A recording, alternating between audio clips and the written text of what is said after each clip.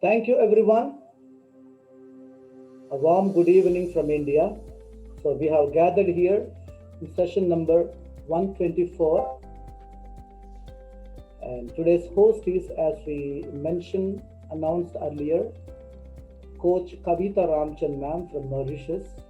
We feel very happy to meet her second time on this �ಶareEvery global platform. So thanks for joining, and I would like to hand over the session to Susie sir, and who is the organizer of today's meeting. Thank you, sir, and over to you. Hello, everyone. Thank you, RAMBABU. Good evening. As we know, �ಶareEvery has been conducting a series of programs. So today we are happy to have its 124th session on the 7 great laws of the universe by Coach Kavita Ramachandra. So may I request now Ms. Asra Mahajabeen to introduce the speaker. I am Asra Mahajabeen. My qualifications are MA English, MA Sociology, Master of Social Work, and I have pursued the certificate in BLIC, and I have completed MEd also. I am qualifying National Eligibility Test, that is NET in education. So presently I am working as a PGT English teacher at Timri Swanapatti Girls. I welcome to all to today's meeting, that is 124th meeting of �ಶareEvery Professional English Platform. I feel it's my great privilege and honor to invite today's coach on behalf of �ಶareEvery community. She is none other than Mrs. Kavita Ramachandra ma'am from Mauritius. So today's our guest Kavita ma'am is a life coach, founder of Life Success Coaching, inspirational speaker, and also a good teacher. In present society, most of the people struggling with their unsatisfactory jobs, families, and all. At that time, one person came to enlighten their lives. So most of the people don't know. So I feel very happy. I'm very motivated by seeing and watching the videos of Kavita ma'am, because these are the genuine facts which we don't know till now. She herself struggled a lot and experienced unsatisfaction in her life, and she overcome those situations and days, and she decided that no one should be face these type of unsatisfaction or problems in future. That's why she decided to do the social service. So she herself struggled and she experienced a lot, and she want to give free coachings to the person, those who have unsatisfied with their lives. So how many of us like this? Can you say? So very few. I can say very few. So she's a very humanitarian. She's a very great humanitarian. I'm very much excited to know new things by madam. 7 great laws of universe, which is the main topic, today's topic. The coach is Kavita ma'am, and she will give the spoon feeding of all the important things of this topic. So thank you, Ms. Asra, for the introduction. And Thank now you, sir. may Thank I you very much. invite the speaker to proceed her presentation. Okay, so the 7 great laws of the universe. I think this is the most exciting topic in the universe, because when we learn about the laws, our life can change. It's like, you've learned the rules of the game of life. Okay, so now let me ask you all a question. How many of you believe in the law of attraction? Have you heard of this law, the law of attraction, and how many of you believe in it? Yeah, May I have completely believed on it. I'm also Okay. believe ma'am. Anyone who believes, maybe one person can share their experience, what happened in their lives. So genuinely in the society, one sex of opposite sex will be what we call interested, and they are inspired by others, different sex. So law of attraction, I think. Yeah, when we fall in love, definitely By different gender or sex. well, nowadays there are same genders, but let's not go there. Okay, we get attracted to the person who we fall in love with, and how they say love is blind, but marriage is an eye opener. That's a different ball game. So what happens? What happens after we attracted our life partner, and after some time we are asking ourselves, did I attract you? Did I? Because we did, right? We did attract our partners. If the law of attraction works, it works in every circumstance. Now, how many of you believe that the things you don't want and you don't like, that also you're attracting? You are the one attracting it. How many of you believe in that? Yes, I believe in that. Like and dislike. Yeah, really. Yeah, I believe in that. If we dislike anything, that means we are attracted to that particular thing. That's why we think minutely, and that's why we disbelieve or dislike these things. That means attraction was there.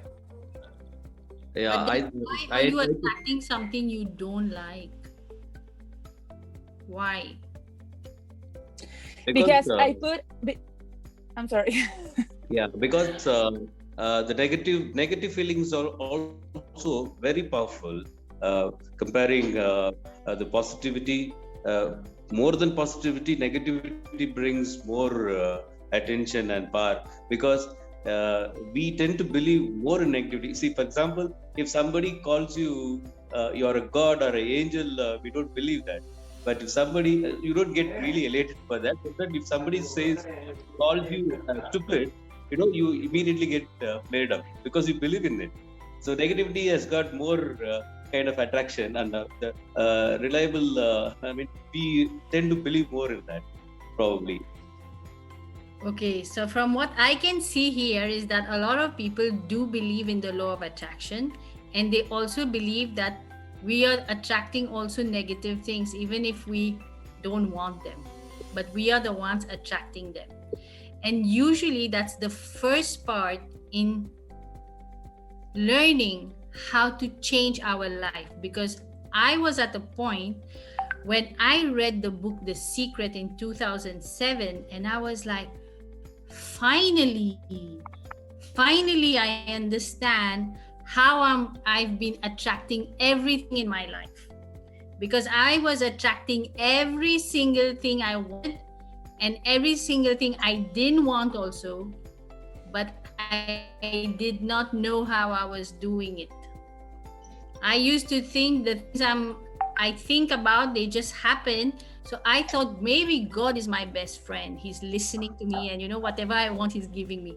And but the thing is, when I read The Secret, finally I understood, and I will be glad to share this quote with you that Andrew Carnegie, who was the richest man, the wealthiest man on earth in the early 1900s, shared with Napoleon Hill. This secret.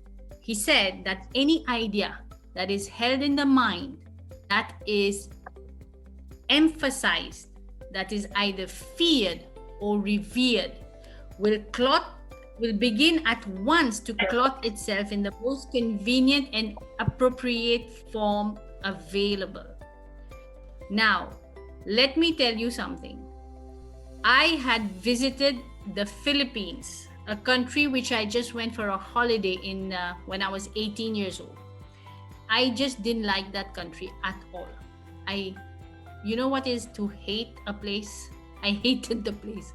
And it's not that I had anything against it, but I don't know, I just didn't like the country. So when I was leaving, I told myself, God, I'm never going to come back to this country again. 5 years later, I meet my husband to be online, and we are chatting, and the first SL, age, sex, location, and he says, I'm from the Philippines. And I'm like, oh, I hate that place. I'm never going to come there again. He said, be careful, you might just get married over here. And that's exactly what happened. I got married and went to the Philippines. So I knew But I read The Secret much later because I got married in 1998. So I read The Secret in 2007, and then it finally made sense that what we think, what we feel, we attract. So more than the thinking, it's the feeling, because if it is, even if it's something you love, and even if it's something you are afraid of or you hate, both of them are emphasized. If it's just a fleeting feeling like this, it's okay. But if it's emphasized, if it's with a lot of emotion, it's going to come back. So, because I knew this, I was very careful. I was very careful what to think, because I knew I was going to attract it back to me, right? So the problem that happened in my life, and up to that point, I can tell you my life has been fantastic. I don't have a sad story to tell anybody. My life was truly a blessing, I would say. But in 2009, 2 years after reading The Secret, my younger brother passed away. He was 29 years old. His wife was expecting their first baby. And I knew I was attracting everything, but I never could have ever imagined something like that. How did I attract this into my life? I asked questions. I don't even ask how many books I read to find that out. Books by Deepak Chopra on life after death. Books by so many authors. I used to go to spiritual gatherings and ask the gurus, because all the gurus tell you that you are the creator of your own destiny. I said, how did I create this in my destiny? How? What was my parents' fault? Every time they say it's your karma. Wow. Past life. Who has seen past life? And why are we suffering today? So the questions were there. And I'm a very curious person. I want to know everything. But there were absolutely zero answers. But the good thing is that it was good that I didn't get the answers, because I had to go discover them for myself. And now, let me tell you that I invested in a coaching program, because after 7 years of questioning, my life plunged into darkness. I was at a point where I was actually very angry at God, because he used to be my best friend and he took away my brother from my parents, and I was very upset. Anger and grief. For 7 years, I entertained that until my life plunged in total darkness. And I think I was about to die myself, because I found myself in a very state of ill health, really admitted in a hospital for blood transfusion. And that's the time I said, enough is enough. Now I need to find out what's happening to me. And when I invested into this coaching by Bob Proctor, the person who is in The Secret as one of the main teachers, because I needed to know how I attracted this. Now, why I took his coaching is because I was watching him on YouTube. And he was saying that out of 7.5 billion people on planet Earth, 3.5 billion people read The Secret and got the results. They started attracting good things in their life. But 3.5 billion people said it doesn't work. This law is fake. It doesn't work. A law is a law. It's just like the law of gravity. The law of gravity is a law of the world. If an apple falls from a tree, it won't go up in the air. It will come down. So the laws of the world are immutable. In the same way, the laws of the universe are immutable. They cannot be changed. But you are either living in harmony with them or not. So then Bob Proctor said, I have to go find out why these people are saying that the law is fake. And I don't know anybody who has been studying the mind more than Bob Proctor. He's been studying it now for 60 years. He went back to understand how the mind works, and he discovered something called paradigms. And that's when he went, his coaching is about the law of attraction and beyond. It's not restricted only to the law of attraction. And that's what he says. Most people did not get results because they did not understand that the law of attraction is not even a primary law. It's a secondary law. The primary law is the law of vibration.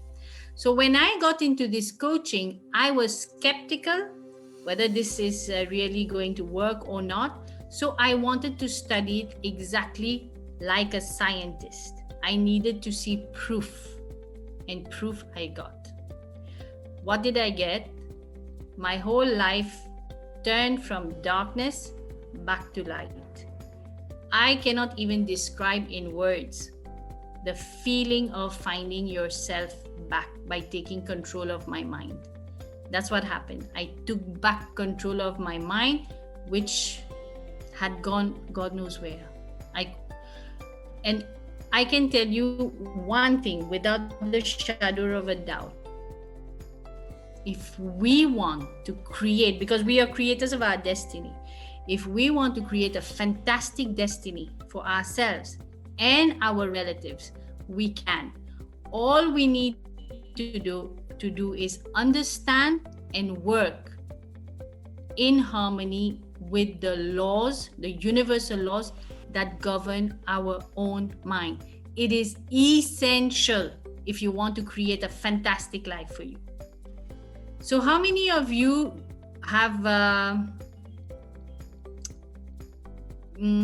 you studied the book Working with the Laws by Raymond Holliwell? Anybody? Anybody know? Or I'll dive right into them. All right. Okay, so we have to understand that the laws of the universe, they govern our minds. And if we just learn to live in harmony with all these laws. Now let me take the first law. And the laws, there's no specific order. Okay, so all the laws are to be learned and understood. The planets, to look at nature. Do you see anything in a rush in nature?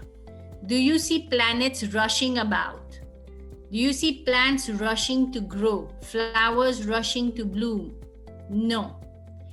Everything is happening with zero effort. Everything is happening at a certain rhythm.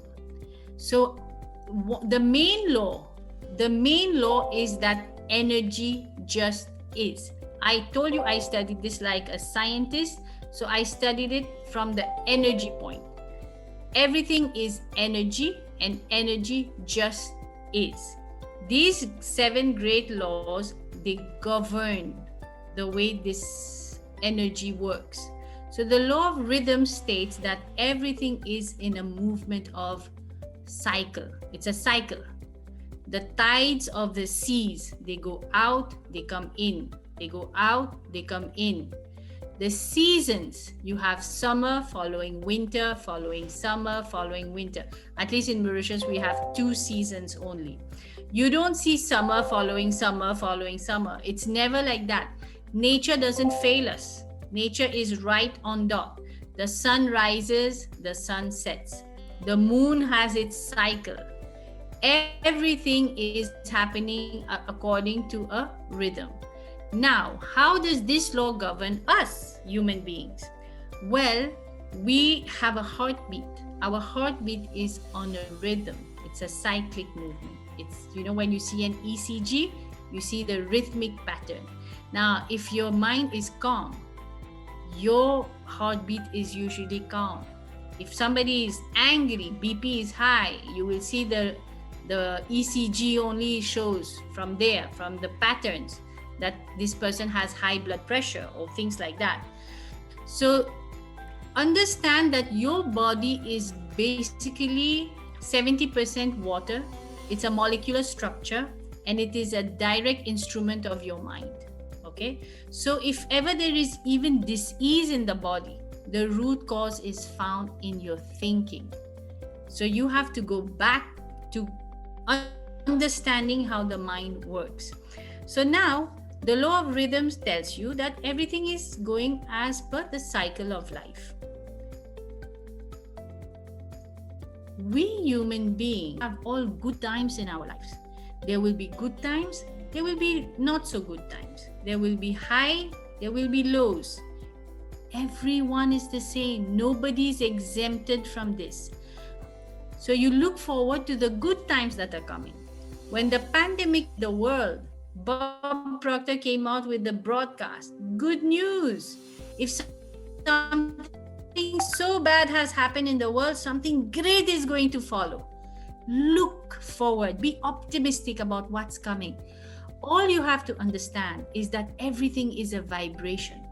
Now, the more you keep your vibrations high, because all the good things are on the high vibration, the more you're going to attract good things in your life. You don't want to let your vibrations go low, but they will go low because that's the law of life. There will be times when they will go low. All you have to understand in that time is, I accept the situation, I don't fight it because I know it's going to go up again.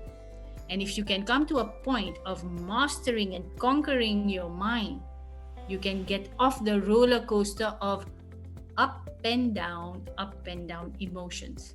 You can come to that point. You master your mind completely. You must have heard this: master your mind, master your life. The law of polarity states that we live in a dual world, so everything that exists has its polar opposite. I can think a positive.